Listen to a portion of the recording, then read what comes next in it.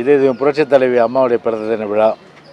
தமிழ்நாடு முழுவதும் கழக பொதுச்செயலாளருடைய அறிவுரையின்படி எழுச்சியான முறையிலும் அதே நேரத்தில் மக்களுக்கு பயன்படுகின்ற வகையிலும் ஆட்சியில் இருந்தாலும் சரி இல்லாவிட்டாலும் சரி மக்களுக்கு என்றைக்குமே உதவி செய்கின்ற இயக்கம் அது அனைத்து இந்திய அண்ணா திராவிட முன்னேற்ற கழக இயக்கம் என்ற வகையில் இன்றைக்கு ஆட்சியில் இல்லை என்றாலும் கூட பேரறிஞர் அண்ணாவுடைய பிறந்த தின விழாவாக இருந்தாலும் சரி, பொன்மனச்செம்மல் இதே புரட்சி தலைவர் பிறந்த தின விழாவாக இருந்தாலும் சரி, அதே போன்று இதே புரட்சி தலைவி அம்மாவுடைய பிறந்த தின விழாவாக இருந்தாலும் சரி, அந்த விழாக்களில் மக்களுக்கு நன்மை செய்ய வேண்டும்.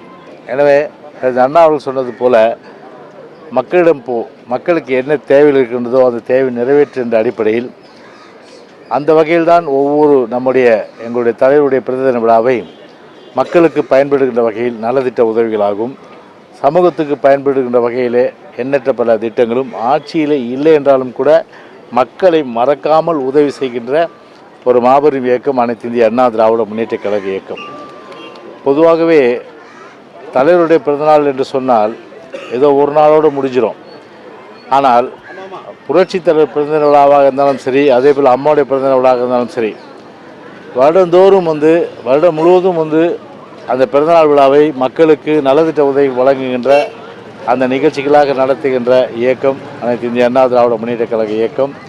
அந்த வகையில் தான் இன்றைக்கு அண்ணா தொழிற்சங்க பேரவையின் சார்பில் மின்சார பிரிவு, அந்த மின்சார பிரிவின் சார்பில் இன்றைக்கு நம்முடைய அருமை சகோதரர் அதனுடைய செயலாளராக இருக்கிற மின்சார பிரிவுடைய செயலாளராக இருக்கின்ற விஜயரங்கனுடைய தலைமையிலும், அதே போன்று நம்முடைய அண்ணா தொழிற்சங்க பேரவையுடைய செயலாளராக இருக்கின்ற நம்முடைய கமலக்கண்ணனுடைய முன்னிலையிலும் இன்றைக்கு நம்முடைய மண்டலத்தினுடைய மின்சார பிரிவினுடைய பொறுப்பாளர்கள் அத்தனை பேருமே இன்றைக்கு ஒன்றிணைந்து இந்த நிகழ்ச்சியை மக்களுக்கு பயன்படும் நிகழ்ச்சியாக இன்றைக்கு ஏற்பாடு செய்திருக்கிறார்கள் என்பதை மகிழ்ச்சியோடு நான் இந்த தருணத்தில் தெரிவித்துக் கொள்வதற்கு கடமைப்பட்டிருக்கின்றேன்.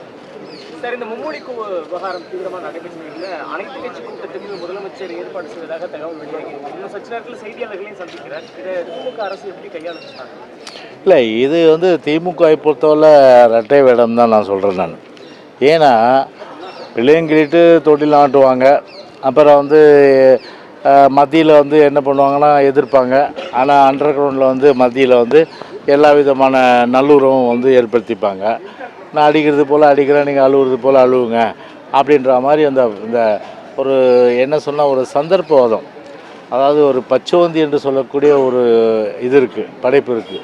இயற்கையுடைய படைப்பில் பச்சோந்தி, அந்த பச்சோந்தியை காட்டிலும் அதிகமான அளவுக்கு 1000 பச்சோந்திகளுக்கு சமம் இந்த ஆளும் ஸ்டாலின் மாநில அரசாங்கம் திராவிட முன்னேற்ற கழகம். எல்லா விஷயத்துலையும் சொல்லலாம், மொழிக் கொள்கையில் சொல்லலாம், கச்சத்தீவில் சொல்லலாம், காவிரி நதியில் சொல்லலாம், இடஒதுக்கீட்டில் சொல்லலாம். இப்படி எல்லா விஷயங்களும் பார்த்திங்கன்னா அந்த சந்தர்ப்பவாத ஒரு கைத்தேர்ந்த ஒரு பச்சோந்தித்தனமான ஒரு பச்சோந்தி என்ற அந்த படைப்பை காட்டிலும் மிஞ்சியதில்லை என்று 1000 மடங்களில் பச்சோந்தித்தனமான அந்த செயலை செய்வத திராவிட முன்னேற்ற கழகத்துக்கு அந்த ஸ்டாலின் மாநில அரசாங்கத்துக்கு நிகர் வேறு எதுவும் இல்லை. இல்லைன்னா ஒரு லெட்டர் எழுதுவாங்களா இவங்க? ஒரு லெட்டர் பிஎம்சியில் நாங்கள் வெரி கீன் இன்ட்ரெஸ்ட்னு சொல்லிவிட்டு ஒரு லெட்டர் எழுதுகிறாங்க, நாங்கள் மிகுந்த ஆர்வம் காட்டுறோம் இந்த திட்டத்தில் எங்களை சேர்த்துங்க அப்படின்னு சொல்லி கெஞ்சிட்டு 5000 கோடி இல்லை 10,000 கோடி இல்லை எவ்வளோ கொடுத்தாலும் நாங்கள் சேர மாட்டோம்னா ஒரே வார்த்தை சொல்லப்பட்டு தானே, எங்கள் உயிரே போனாலும் இதில் நாங்கள் சேர மாட்டோம். எங்களுடைய அடிப்படையான கொள்கை இருமொழி கொள்கை. அந்த இருமொழி கொள்கையிலேருந்து எந்த விதமான அளவுக்கு அந்த ஒரு சமரசமே கிடையாது. காலங்காலமாக இருமொழி கொள்கையை அமல்படுத்துகிற நிலையில் இதுதான் தொடர்ந்து சொல்லிட்டு போக வேண்டியதானே. அதை வாய் திறந்து சத்தமாக சொல்ல முடியல. ஏன்னா இப்போ கூட இன்கம் டேக்ஸ் ரைட் அடிக்கிறாங்கன்னு நினைக்கிறேன். எங்கள் ஈபியில் நான் நின்று இருக்கிறது இபி ஆஃபீஸ், ஹெட் ஆஃபீஸ், என்னுடைய பழைய டிபார்ட்மெண்ட். அருமையான அளவுக்கு அம்மாவுடைய இன்ஸ்ட்ரக்ஷன், அம்மாவுடைய ஆர்டர்ஸ் எல்லாம் பெற்று வானத்திலே தான் மின்வெட்டு, தமிழ்நாட்டில் இல்லை மின்வெட்டு இந்த அடிப்படையில் மின்சார தடங்கள் இல்லாத கொடுத்த ஒரே அரசாங்கம் அம்மாவுடைய அரசாங்கம். இன்றைக்கும் கேட்டு பாருங்க, அம்மாவுடைய அறிவுரையின் பேரில், அம்மாவுடைய உத்தரவின் பேரில் அந்த அளவுக்கு மின்சாரம் உற்பத்தி பெருக்கணும். அதே நேரத்தில் பார்த்திங்கன்னா எந்த வித அளவுக்கு முறைகேடு இல்லாமல் அவ்வளோ பேரும் சந்தோஷப்பட்டாங்க. இன்றைக்கி அப்படிப்பட்ட ஒரு நிர்வாகம் அம்மாவுடைய காலத்தில். கோடைக்காலம் வந்தால் கூட சரி, தடங்களே கிடையாது மின்சாரம். இப்போ என்னென்னா இவங்க பாருங்கள், உற்பத்தியில் வந்து நாங்கள் வந்து கொடி கட்டி பறக்கிறோம் அப்படின்னு சொல்லி வாய்க்கிலே சொல்லிவிட்டு இப்போ ஒரு தகவல் வருது, கிட்டத்தட்ட ஒரு 10,000 மெகாவாட்டு மேலே வந்து வெளியில் வாங்க போகிறதா தகவல் வருது. அப்போ 10,000 மெகாவாட்டு மேலே வெளியில் வாங்க போகிற தகவல்னா அதில் என்ன என்ன இது என்ன இது என்ன இது சொல்லுப்பா, நான் சொல்ல நீ சொல்லு. கமிஷன், கலெக்ஷன், கரப்ஷன், இந்த 3 தான் இது, சரிதான். அதாவது என்ன சொல்ல வடிவில் போயிட்டேன், காசு பணம் துட்டு மணி, காசு பணம் துட்டு மணி, இதுதான் இந்த அரசனுடைய ஒரு முக்கிய கொள்கையாக இன்றைக்கி இருந்துகிட்ருக்கு. அதாவது பாருங்கள் எவ்வளோ தூரம் வந்து பார்த்திங்கன்னா நம்ம உற்பத்தியை பெருக்க வேண்டிய அளவுக்கு. இப்போ எங்கள் ஆட்சி காலத்திலே வந்து சோலார் பவரை அதிகப்படுத்துகிறோம். நான் மின்துறை அமைச்சராக பார்த்தீங்கன்னா நீங்கள் தென் மாவட்டமெல்லாம் விண்மில் விண்மில் சுத்தம் பாருங்கள், அவ்வளோ மெகாவாட்டு போட்டோம். அது கோடை காலத்தில் நமக்கு கை கொடுக்குது. அப்படியெல்லாம் வந்து ஒரு மின் பற்றாக்குறை இல்லாத ஒரு மாநிலமாக உருவாக்கி இப்போ பார்த்தீங்கன்னா கோடை காலம் வந்தோன்னே நாங்கள் வந்து வெளியில் வாங்க போகிறோம்னா அதுக்கு காசு அடிக்கணும்ல. எலெக்ஷனுக்கு பணம் கொடுக்கணும், அது ஏற்கனவே சொத்து சேர்த்து வச்சுருக்காங்க நிறைய. அது தவிர இதை வேறு வந்து பார்த்திங்கன்னா வந்து நிறைய கமிஷன் அடிக்கிற கொள்ளடிக்கிற அடிப்பில் இதை கொள்முதல் பண்ணுறதுக்கு உண்டான அந்த மாதிரி சொல்லுது. இப்போ பாருங்கள் இடியும் இன்கம் டேக்ஸும் போயிருக்கிறதா தகவல் சொல்கிறாங்க. இன்னும் உங்கள் இப்போ நானும் வரும்போது பார்த்தேன், எனக்கு தகவல் வந்தது. ஏன் போடாமல் இருக்கீங்க அதுன்னு தெரியல எனக்கு. அந்த இடியும் இன்கம் டேக்ஸ் போயிருக்காங்களா இல்லையா? ஐடியா நந்தனா என்ன ஆஃபீஸ் அது?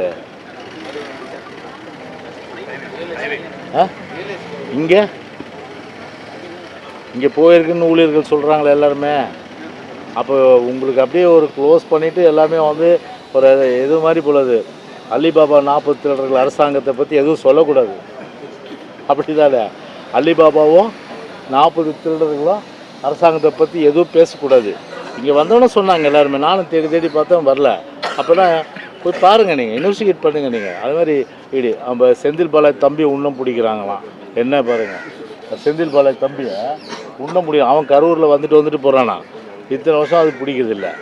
அந்த மாதிரி ஒரு டிஎம்கே பொறுத்தவரை ஒரு அண்டர்ஸ்டாண்டிங் வந்து பிஜேபியோடு இருக்குதுன்றது உலகத்துக்கே தெரிஞ்ச விஷயம். அதுதான் பல வழக்குகள் பார்த்தா இந்த இடி கேஸ் அதெல்லாம் வந்து அப்படியே நீர்த்து போகிற மாதிரி சும்மா அதை வந்து ஒரு மேலுக்குனால ஒரு ரைடு வச்சுட்டு அப்படியே நீர்த்து போக செய்வாங்க. அந்த மாதிரி வந்து இப்போ சட்டத்தை வந்து வேண்டாதவனா அவன் மேலே சட்டத்தின்படி இந்த அரசு செயல்படும். வேண்டியவங்கன்னா சட்டத்தை வளைச்சி அவங்கள எப்படியெல்லாம் வந்து பாதுகாக்க முடியும் அப்படியெல்லாம் பாதுகாக்கக்கூடிய வகையில் தான் ஒட்டுமொத்தமாக வந்து மத்திய அரசு இருக்குது, மாநில அரசும் இருக்குது. ஏன்னா அந்த ஒரு அடிப்படையில் வந்து பார்த்திங்கன்னா இன்றைக்கி பார்த்திங்கன்னா 60,000 பேர் வந்து பணியிடங்கள் காலி இருக்குது. இபியை பொறுத்தவரை மின்சார வாரியத்தில் 60,000 பணியிடம். அதாவது லைன்மேன் இல்லை, கேங்மேன் இல்லை, அதுக்கப்புறம் வந்து இவன் நம்ம இது ஏஇஸ் இல்லை, அதுக்கப்புறம் வந்து எல்லா கீழ் மட்டத்திலேருந்து எவ்வளோ போஸ்ட்டு அத்தனை பேர் 60,000 போஸ்ட்டு காலியாக இருக்குது. அது 60,000 பணியிடங்கள் நிரப்புவதற்கு என்ன பண்ணீங்க, எப்படி அவங்க செய்வாங்க சொல்லுங்கள்? ஒரு மின்சாரம் தேவைன்றது ஒரு அடிப்படையான விஷயம். ஒரு 24 மணி நேரம் மின்சாரன்றது ஒரு 1 ஹவர் இல்லைனா கூட எவ்வளோ கஷ்டம் இருக்குது. 1 மணி நேரம் இல்லைனா இருக்க முடியுமாம்மா உங்களால்? மின்சாரம் இல்லைன்னா 60,000 பணியிடம் காலி இருக்குது.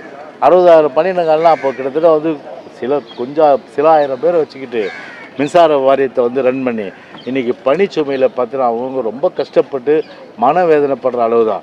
நான் கேட்குறேன், ஆட்சிக்கு வந்தவுடன் வருஷத்துக்கு 1,00,000 பேர் வேலை வைக்கிறேன். நீங்கள் வருஷத்துக்கு 1,00,000 பேர் வேலை வச்சிங்களா?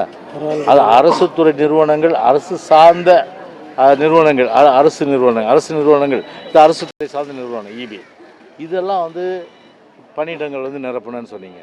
அதே போல் போக்குவரத்து தொழிலாளர்கள் அதுலேயும் காலி வேக்கன்சி நிறைய, அதையும் ஃபில்லப் பண்ணல. அதுக்கப்புறம் எல்லா கார்பரேஷன்ஸ்லேயும் அந்த மாதிரி வேக்கன்சிஸ் இருக்குது, காலி பண்ணி அதை நிரப்புவதற்கு எந்த நடவடிக்கை இல்லை. அது மட்டும் இல்லாமல் பார்த்தா டீச்சர்ஸ் வந்து அவங்களும் பார்த்தீங்கன்னா பள்ளிக்கூடம் நிரப்புறதில்லை. இப்போ இன்றைக்கி டீச்சர்ஸு ஜாக்டோ ஜியோ இன்றைக்கி இறங்கி வீதியில் போராடிட்டுருக்காங்க.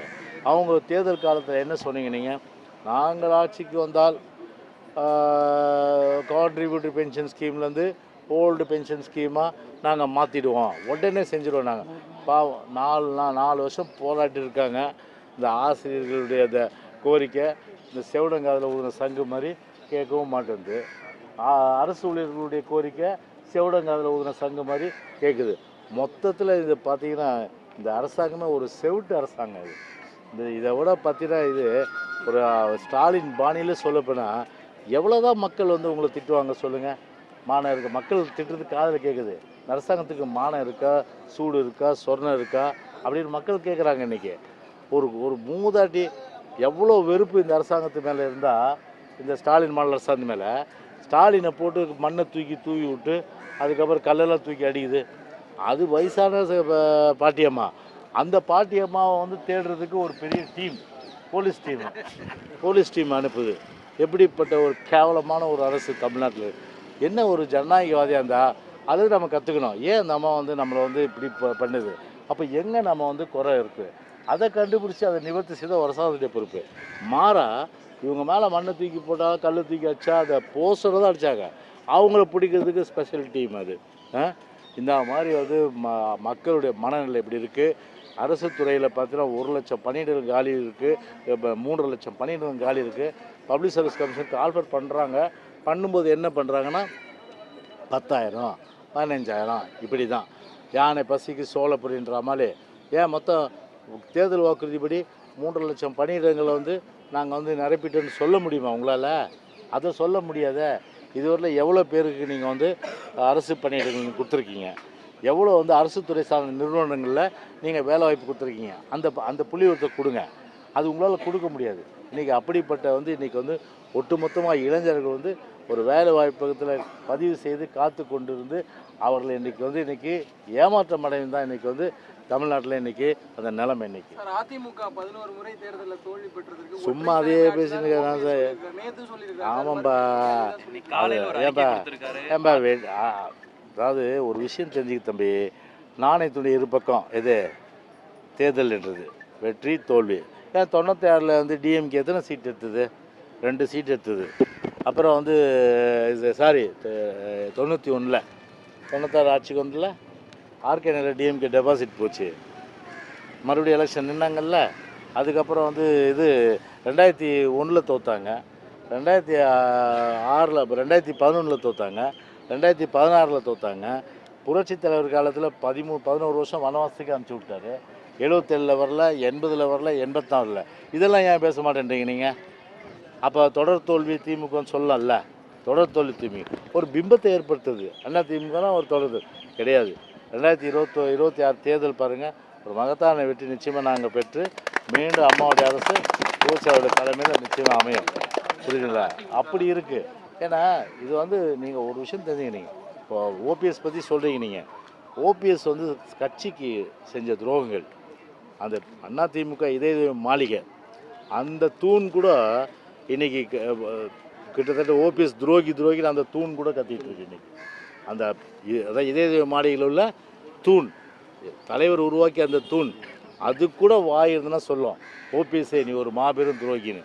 அப்படி கட்சி ஆஃபீஸை ரவுடிங்களோடு சென்று லூட் அடிச்சது, டாக்குமெண்ட்ஸ் எடுத்துன்னு போனது, கருணாநிதியை வந்து சட்டசபையில் புகழ் பாடினது, அவங்க மகன் புகழ் பாடினது, அதுக்கப்புறம் வந்து பார்த்திங்கன்னா வந்து வாய் திறந்து இந்த ஆட்சியை பற்றி எதுவும் சொல்லாதது, இப்படியெல்லாம் வந்து ஒரு திமுகவுடைய ஒரு என்ன சொல்லணும்னா வந்து என்ன ஆர்மியில் இப்போ என்ன இருப்பாங்க,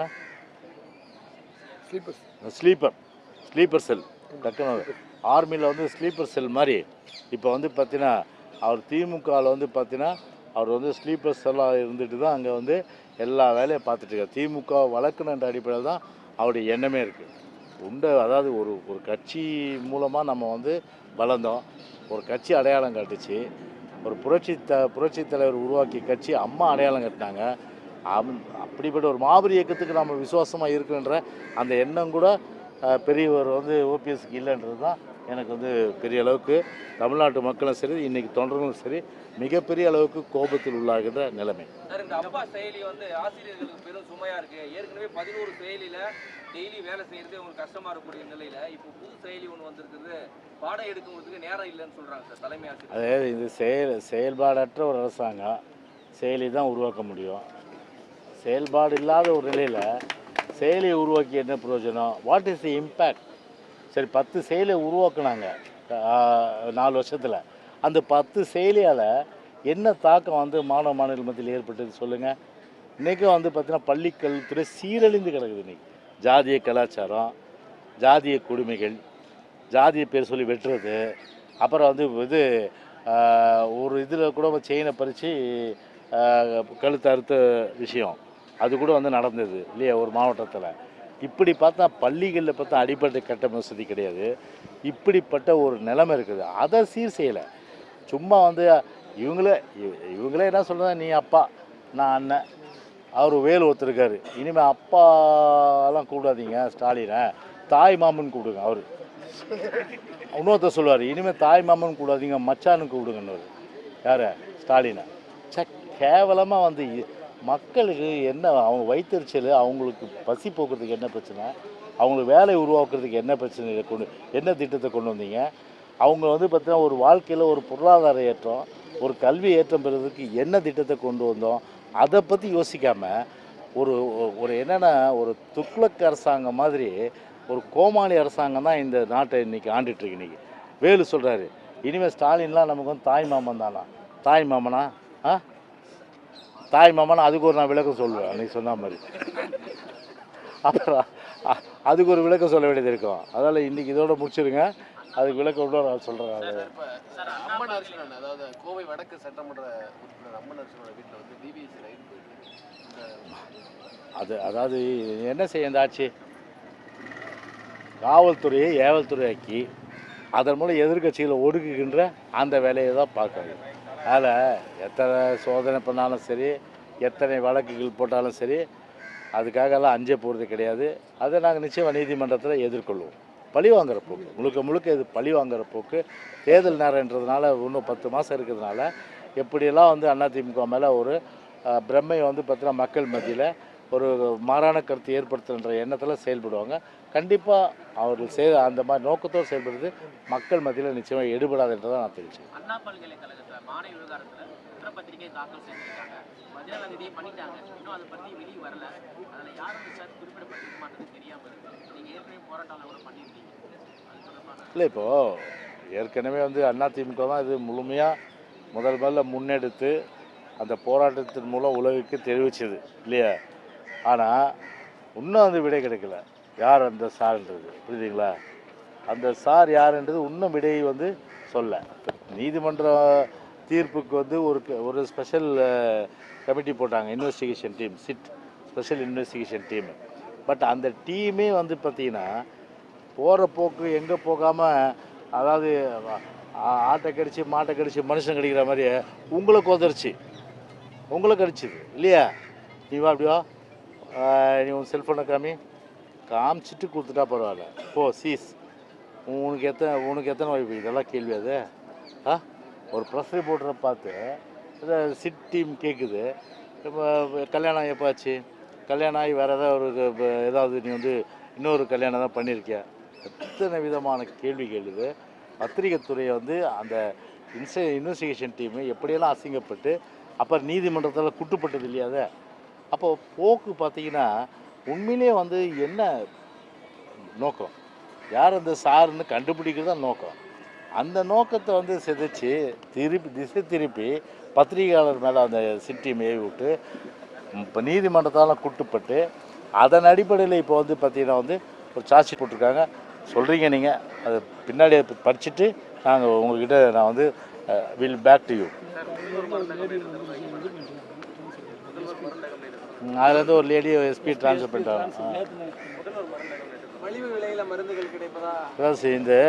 இந்த ஸ்டாலின் மன்ன அரசாங்கத்துக்கு சொல் புத்தியும் இல்லை, செயல் புத்தியும் இல்லை. ஒரு புத்தி கேட்டு ஒரு புத்தி இல்லாத அரசாங்கம் எதுனா இந்த ஸ்டாலின். அம்மா மருந்தாங்க எப்படிப்பட்ட மருந்தாங்க? அம்மா கிளினிக்கு எப்படி விடும்? ஒரு வட்டத்தில் ஒன்று ஒருத்தர் இப்போ அந்த அம்மாவுக்கு ஒரு காய்ச்சல்னால் இமீடியட்டாக பக்கத்து இதுலேயே போய் என்ன பண்ணலாம், ஒரு டாக்டரை போய் பார்க்கலாம். அந்த அம்மாட்ட பணம் இருக்கா அப்போலோ ஹாஸ்பிட்டல் போகிறதுக்கு? இல்லைனா வந்து ஒரு இது இப்போ வேறு ஒரு பெரிய அளவுக்கு மருத்துவமனை போகிறதுக்கு பணம் இருக்கா? இல்லை வெளியில் போய் ட்ரீட்மெண்ட் இருக்குன்னா 500 ரூபா ஆகும்.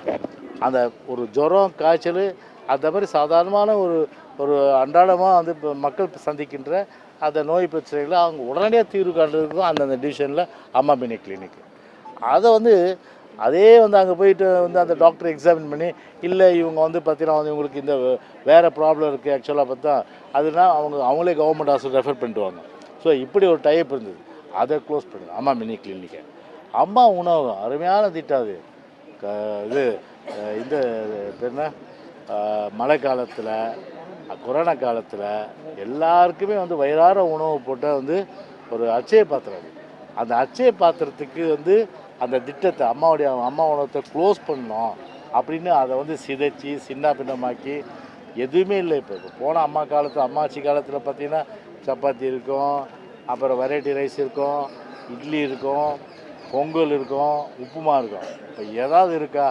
இந்த உப்புமா அரசாங்கம் எல்லாத்தையும் க்ளோஸ் பண்ணிவிட்டு இப்போ பார்த்தீங்கன்னா வந்து ஏதோ பேருக்குனாலும் அம்மா உணவுன்னு இருக்கு இல்லையா. போனால் இந்த ஒரு அம்மா வந்து பசிக்குதுன்னு அம்மா ஆட்சியில் பார்த்தா 1 மணிக்கு போனால் கூட பசிக்குதுன்னு போனால் கூட ஏதோ வெரைட்டி ரைஸ் எடுத்து போட்டு சாம்பார் சட்னி போடும். இப்போ போங்க அம்மா உணவத்தில் இருக்க பாருங்கள், காலையிலே இட்லி காலிடுவாங்க. சும்மானாலும் ஒரு 10 இட்லி சுட்டு வச்சு சாம்பார் ஊற்றிட்டு க்ளோஸ். அப்படி சிதைச்சி சின்ன பின்னமாக்கி அம்மாவோட திட்டத்தை க்ளோஸ் பண்ணுறது அது ஒரு வேலையாக. ஏன்னா அதை க்ளோஸ் பண்ணோம்னா என்ன ஆகுனா ஒரு பெரிய போராட்ட வெடிக்குன்னு தெரியும் ஸ்டாலினுக்கு. அதனால் க்ளோஸ் பண்ணாமல் நீர்த்து போக செய்யுது. இந்த மாதிரி ஒரு அயோக்கியத்தனை வந்து இந்த அரசாங்கம் பண்ணிகிட்ருக்கு இன்றைக்கி. அது மட்டும் இல்லாமல் இன்னொரு விஷயம் பார்த்தீங்கன்னா, நீங்கள் இது அம்மா மருந்தாகும் அதில் என்ன குறை சொல்லுங்கள்? அது எல்லாமே ஒரு அம்மா சிமெண்ட்டு அதை க்ளோஸ் பண்ணிட்டாங்க. ஏழை மக்கள் சிமெண்ட்டு போய் பிளாக்கில் வாங்க முடியாது மார்க்கெட்டில். அவங்க வந்து ஒரு சீப்பாக வாங்கிறதுக்காக அம்மா சிமெண்ட்டு கொண்டு வந்தாங்க. அந்த அம்மா சிமெண்ட்டையும் க்ளோஸ் பண்ணிட்டாங்க. அதுக்கப்புறம் வந்து இப்போ இது அம்மா மருந்தாங்க எல்லோருக்குமே வந்து மருந்துகள் வந்து தங்கு தடை இல்லாமல் குறைந்த விலையில் வந்து கொடுத்துட்டு இருந்தாங்க. அது அம்மா மருந்தகத்தை வந்து பார்த்தீங்கன்னா இப்போ வந்து வேறு மருந்தகம் அதாவது முதலமைச்சர் முதல்வர் மருந்தனால அது அந்த பேரில் தருது அவசியமா நான் கேட்குறேன். ஒரு புதுசாக திட்டம் கொண்டு வாங்க. ஏன் எங்கள் திட்டத்தை காப்பி அடிக்கிறீங்க, லேபிள் ஒட்டிக்கிறீங்க, அதை காப்பி பேஸ்ட் போடுறீங்க? நீங்கள் கொஞ்சம் கூட வந்து வெக்கம் இல்லையா உங்களுக்கு? அது புத்தி இல்லை. அதான் சொல்கிறேன், சொந்த புத்தி இல்லை, சுய புத்தி இல்லை, ஒரு அறிவு இல்லாமல் தான். அனைத்து கட்சி கூட்டத்தை வந்து முதலமைச்சர் கூட்டியிருக்காரு, அனைத்து கட்சிகளுக்கு அழைப்பு விடுத்திருக்காரு, வந்து நம்மளோட உரிமையை காக்க வேண்டிய நேரம் அப்படிங்கிற மாதிரி ஒரு பேட்டி கொடுத்துருக்காரு. இதில் அதிமுக கலந்துக்குமா? இல்லை இப்போ இருமொழி கொள்கை தான் என்னோடய உயிர் கொள்கை. அதில் வந்து நேற்றும் சரி, இன்றும் சரி, நாளைக்கும் சரி, அது அந்த இருமொழி கொள்கைன்றது நிச்சயமாக எந்த நிலையிலும் திமுக போல ரெட்டை விட கிடையாது. திமுக ரெட்டை விட அடிச்சுட்டு மக்களை ஏமாத்துறதுக்கு அனைத்து கட்சி கூட்டத்தை கூட்டலாம். ஆனால் இந்த கூட்டத்தில் இப்போ தான் நீங்கள் சொல்கிறீங்க, கலந்து கொள்வதா இல்லையா என்பது குறித்து எங்கள் கட்சியும் பொதுச்செயலாளர் தான் முடிவு செய்வோம். ஓகேப்பா, தேங்க்யூ.